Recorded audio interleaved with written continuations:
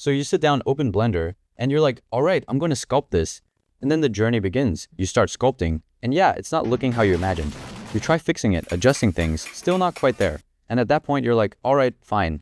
Let me just use AI. So you go on Google, start searching, you find a few tools. They actually look pretty solid. You click on one, and the first thing you see, sign up. You're like, all right, whatever. So you go through it, and then it hits you with this move. You've got to pay. So you back out, try another one, sign up. You already know what's coming. Next one, same thing. At this point, you're just done. But what if there was a simpler way to create human figures?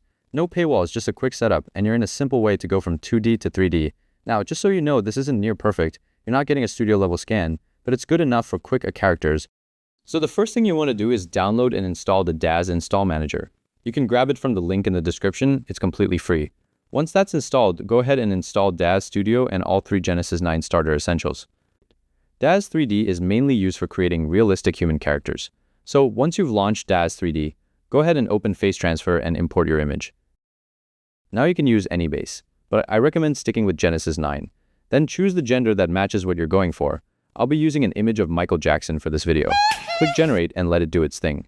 And just like that, you've got a fully textured character from the head all the way down. Now, the model might not look exactly like Michael, mainly because he is bald, so it's missing some of those features. Also, you only get about 3 free saves without the watermark, and after that, all generated models comes with a watermark. Now, we'll need to clean that up. First, go ahead and save your model and export it into Blender. Once you're in Blender, switch to Edit mode. Then head over to the UV editor. Make sure the head is selected. Then go to Image and save the head texture to your computer.